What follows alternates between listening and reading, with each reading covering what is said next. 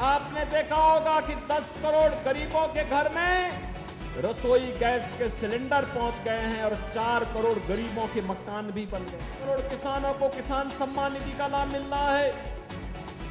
12 करोड़ गरीब घरों में शौचालय बन गए हैं। 10 करोड़ गरीबों को आपने देखा होगा कि 10 करोड़ गरीबों के घर में रसोई गैस के सिलेंडर पहुंच गए हैं और 4 करोड़ गरीबों के मकान भी बन गए। बहनों और भाइयों, ये काम कांग्रेस चाहती तो वो भी कर सकती थी।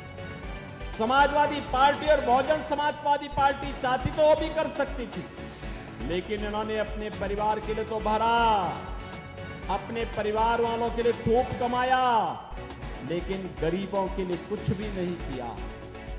गरीबों के लिए कुछ भी नहीं किया। और एक तरफ किया कुछ नहीं, वहीं आपने वर्तमान में कांग्रेस और सपा का जो गठबंधन है, इंडी गठबंधन, इनके घोषणा पत्र को देखा होगा। अपने घोषणा पत्र में क्या कहते हैं ये कहते हैं कि हम गरीबी हटाएंगे। कैसे हटाएंगे गरीबी? गरीबी हटाओ का नारा तो श्रीमती इंदिरा गांधी जी ने भी दिया था। श्रीमती इंदिरा गांधी ने कहा था 1970 में गरीबी हटाने का। बहनों और भाइयों, 54 वर्ष के बाद भी नाती भी वही तोता रटन लगाए जा रहा, हम गरीबी हटाएंगे, एक झटके में हटाएंगे।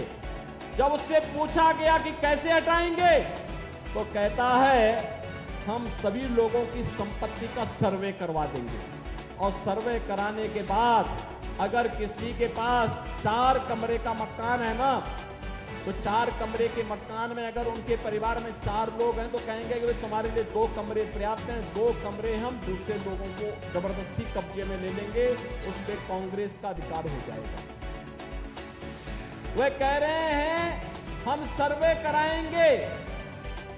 देखो, कल सुप्रीम कोर्ट ने भी कहा है कि स्त्री धन पर केवल स्त्री महिला का अधिकार है, कोई दूसरा अधिकार नहीं कर सकता। लेकिन ये बेशरम लोगों को देखो ना, ये कहते हैं कि महिलाओं के जेवर को भी हम अपने कब्जे में ले लेंगे। क्या हिंदुस्तान इसको स्वीकार करेगा? क्या स्वीकार करेगा क्या?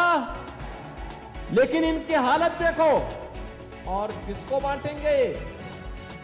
ये आपकी संपत्ति को बांटने का काम किसको करेंगे? बांग्लादेश की घुसपैठियों को, रोहिंग्या लोगों को, जो विदेशी आए हैं घुसपैठिए, उनको बांट देंगे ये लोग। क्या आपको हिंदुस्तान इसको स्वीकार कर पाएगा क्या?